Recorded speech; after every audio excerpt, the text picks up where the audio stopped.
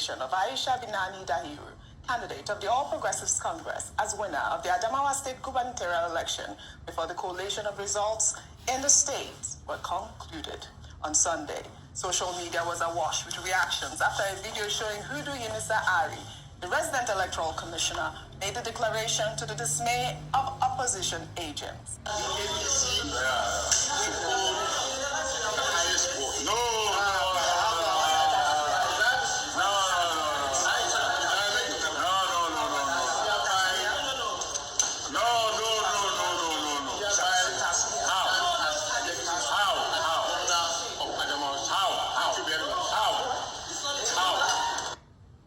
Following the announcement, the APC governorship candidate delivered an acceptance speech while crowds of supporters trooped out to congratulate the legally declared winner.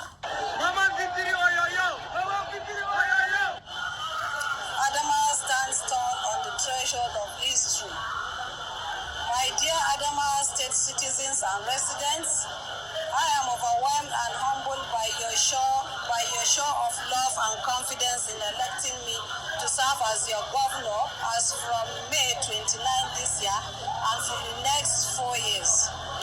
For this, I say a very big thank you. Well, spokesperson of the All Progressives Congress, Festus Keyamo, also congratulated BINANI after the declaration. Keyamo took to his official Twitter page to describe Aisha's victory as a glass-shattering watershed for Nigerian women. Well, his tweet reads, "Just woke up in the U.S. to this wonderful news. I am screaming my head off here. This is such a glass-shattering watershed for the women of Nigeria. Huge congratulations to my sister, Senator Aishatu Dahiru Ahmed BINANI. At a point in the struggle, we were speaking like a dozen times a day on the phone. Special thanks to all those who worked so hard for this. Special thanks to the good people of Adamawa State for smashing this hoodoo of gender bias. Special thanks to the APC for making this possible. Special thanks to President Muhammadu Buhari for providing such sterling leadership. Special thanks to Nigerians for your support and prayers. Now, for the women of Nigeria, please go ye forth to conquer." I mean, that would be that. I can see you rolling your eyes, but it would have been a perfect speech if she actually was the winner. I mean, it really would have been amazing. But I mean, this is the issue with the spokespeople. I know you always have issues with the spokespeople, especially from the APC. But in the meanwhile, the INEC reg, Hudu Yunisa Ari, is reported to have been paid huge sums of money to rig the gubernatorial election in Adamawa State. In a video that made the rounds on social media on Sunday, an alleged senior DSS official who was apprehended by some young people at City Green Hotels in Yola stated that he was told to give the rec about 2 billion naira to rig the election.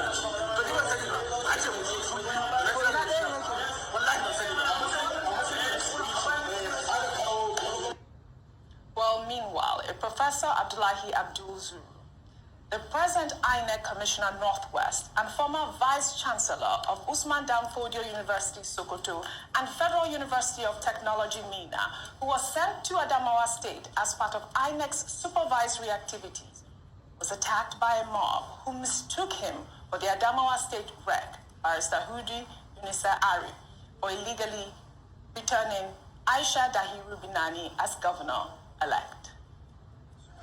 Now, just wear your trouser, wear your trouser.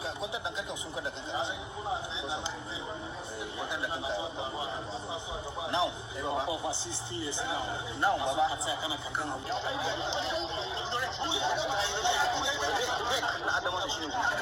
but the return officer, they have sent the return officer, they have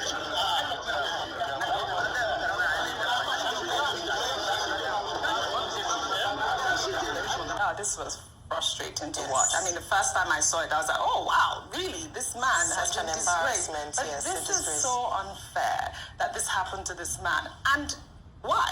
Because INEC dropped the ball again.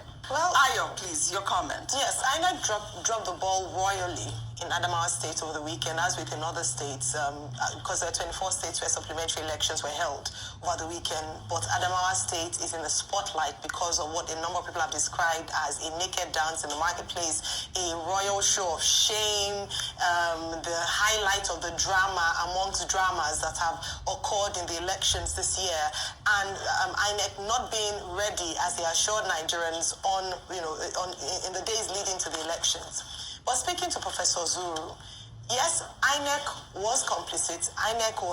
Not complicit, but INEC can be looked at as not producing an election that people can write home about. However, it is no justification for people to take matters into their own hands and beat up a man who then turns out to be innocent, such that they stripped him of his dignity, stripped him of his, of any sense of dignity, really. As we're speaking earlier on to Mr. Osaze Uzi, earlier on, he had talked about the fact that this is even a discouragement for people who, because this is a professor, a former VC of a university, who has been so disgraced nationally in this way and in this manner. He's been summoned to the INEC office in this morning alongside the REC who announced the illegal results. And going back to the earlier, what you had mentioned earlier on, let me speak to, because I know Doctor would speak to the illegality of what was done on Saturday. But let me speak to Mr. Festus Keyamo and Senator BINANI. First of all is that Senator BINANI must have known that, number one, results were not fully collated, therefore they shouldn't have called on a winner. Second of all, that the person who announced her as winner was not legally or constitutionally, there was no constitutional provision for him to announce her as winner, so illegal on all fronts. Therefore, she coming out very quickly to give an acceptance speech in itself is very suspect. And the fact that she's a serving senator of the Federal Republic of Nigeria, so she should know better. It just demonstrates the fact that politicians in Nigeria, unfortunately, are desperate for power enough to not mind the process, or whether it's legal or illegal, the fact that they just announce, and then anything you want to do, the very famous saying, go to court, is what they would just announce me and let everybody else go to court. And then I feel very sad as a woman because it puts a blight on what a number of people have said should be a process where women around Nigeria should be very, jubilant about the fact that we could potentially produce the first elected female governor of a state, a northern state for that matter, in Nigeria. It rubbishes the process and it almost takes away the shine of that golden moment. And then Mr. Festus Keyamo, as an SA and a senior advocate of Nigeria, a minister of the Federal Republic of Nigeria, a man who is learned by every sense, in every sense and by every word, coming out to celebrate and talk about an illegality in itself is one that he should probably delete his Twitter handle and not tweet for a while. It is disgraceful. Unfortunately, it is quite disgraceful, and a lot more is expected from him. Absolutely.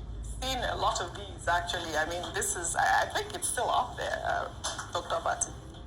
Well, just to say this, Festus Keyamo allowed his emotions to get ahead of him. He could give the excuse that he was in the US, different time zones, because he had been cited at the spring meetings of the IMF That's what he said in the World tweets. Bank. And, maybe because of time difference, he probably did not know what was going on exactly at home. The excitement that he has shown, if the lady had actually won, it would have been properly placed. After all, there were many other persons, even during the initial election that was inconclusive, who had already started congratulating her. Yes. But Festus Keyamo, having now been fully apprised of the situation and given his status as a legal practitioner, one would have expected that 24 hours later, he would have deleted that particular tweet. I wouldn't say his entire Twitter account, but that particular tweet. But I checked, it is still there.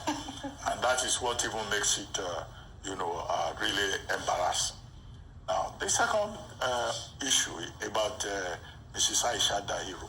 I think Mrs. Aisha Dahiru, popularly known as BINANI, owes the people of Adamawa State, and indeed the people of Nigeria, an apology for delivering an acceptance speech that may not work eventually when the entire process is concluded. Because as at the point the collation center went on recess and said they would reconvene at 11, the Fintri, the candidate of the People's Democratic Party, was leading with 31,496 votes in 7 out of the 10 local governments that have been declared so far. There were still 10 local government areas to be declared. And the candidate of the APC, having our own,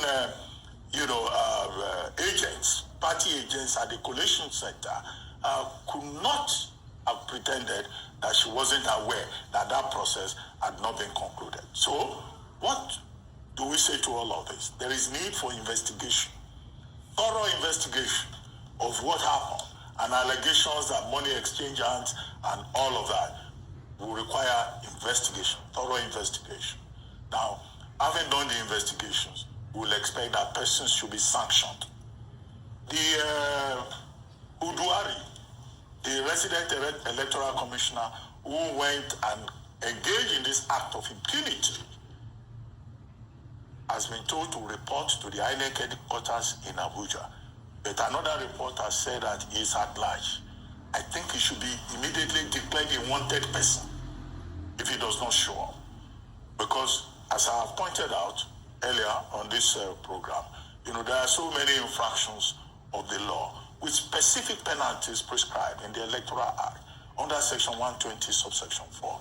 And also, if we check the Criminal Code, Section 294, you are not allowed to cause a breach of the public peace. It caused a breach of public peace. Yes. And it caused damages. Absolutely.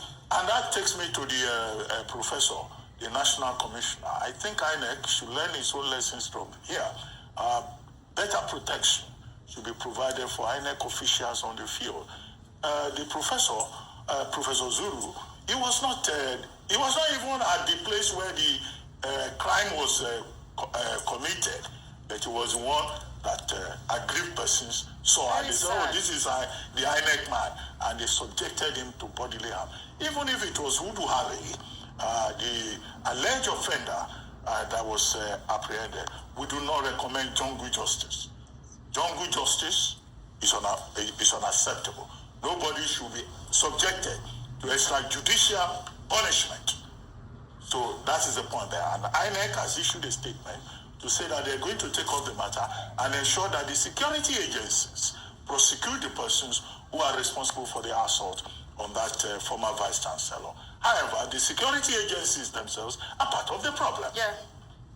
Was it not a DSS official that you showed in that video who was being queried? Was it not the police commissioner and other policemen who were reported to have provided protection for Uduari, the man who illegally announced a result? So this is the problem. There should be a general probe. And it's not just INEC, the Inspector General of Police, the other security agencies should ensure that people who have tried to derail the process are brought to book. And finally, INEC must show good faith in ensuring that the process is concluded. Yeah. We cannot have double inconclusive election, whether in Adamawa or elsewhere. The due process should continue and the properly, validly elected person should be duly announced. And all the stakeholders in Adamawa should be advised that the entire country is watching them, and we do not want the kind of impunity, the kind of criminality, the kind of desperation that we have seen in Adamawa. The only people that will gain from this will probably be the people in Nollywood who would find this very good stuff for future entertainment. I mean, I can't even describe it as entertainment. It is quite shocking, very embarrassing. I'm embarrassed as a Nigerian for this to be happening. I mean, there is clear indication. We have videos. We had that DSS, alleged DSS officer who said that, who claimed that he was paid 2 billion naira, and then we're still here. No one's been apprehended at this point. Well, in the same vein, reports indicating that the candidate of the Labour Party, Peter Obi, won the February 25th presidential election in OJYOKPE, local government area of Rivers State. According to reports uploaded on the INEC results viewing portal, IREV has made the rounds on social media. Dr. Abati, this same report. I mean, we are having the same information about INEC's, what would I even call it at this point? I don't even know what to use to describe INEC at this. Is it ineptitude? Corruption? I mean, what can we use to describe INEC at this point? There is reports of rigging in River State. I mean, the numbers are huge. I don't know if you saw that report. And then we are not even hearing anything at this point from INEC. Why is Adamawa State different from River State, Dr. Abati? Well, I mean, in this particular case, this report from OJYOKPE local government, by the way, that's the local government area of the governor of River State, and also from Degema, is the report of investigation carried out by Premium Times, a newspaper. And what Premium Times did was to just tabulate the report, compare what is reported in the INEC reporting portal, IREV, with what was announced on election day. And they pointed out discrepancies in that regard. So you give them credit for investigative journalism. However, the matter of the election has gone to the tribunal. Yes. Petitions have been filed, cross petitions have been filed. So the evidence that is available is now for the lawyers to present before the Presidential Election Petition Tribunal. But I always say it, in election matters, what is required is substantial compliance. Right. So once INEC can prove substantial compliance, well, that's where, the fireworks will probably begin. Well, all right. We shall take our final story.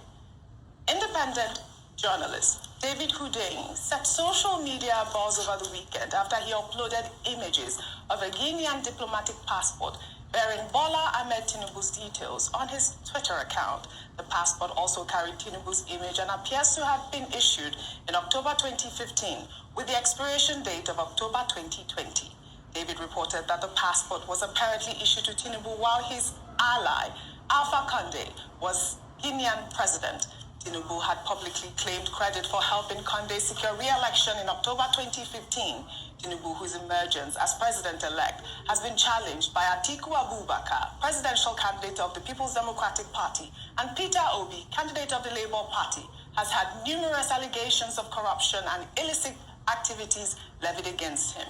The latest disclosure that the president-elect obtained Guinean citizenship, however, has met a strident silence from his spokespeople who have previously been quick to defend him, or users on social media have shared mixed reactions. Let's take some tweets. This is from Spotlight, who wrote, Tinubu met his friend and brother, President Conde, in May 2015. Tinubu in June 2015 visited Conakry, Guinea, to assist in the elections. October 6, 2015, a Guinean passport was issued to Tinubu. Nigerian law doesn't allow the president to naturalize in another country. Well, Pastor wrote, David Hundeyin claimed Tinubu is female. He claimed Tinubu is 87 years old. He claimed Tinubu is Amanda Ogunlere. He claimed Tinubu didn't attend university. He has now defeated his previous claim by saying Tinubu is from Guinea. This isn't journalism. Borderline insanity. As you know, Dr. Abati and David Hundeyin has been very, popular in, reporting, criminality or fraud against Tinubu. This is the latest one. Really quickly, if you can answer this question, Dr. Abati, because you are a lawyer, there is the conversation whether, if you are a dual citizen, you cannot be president of Nigeria. Thank you very much. Whoever has evidence, whoever is aggrieved, go to court. Absolutely, as always. Well, thank you both. Again,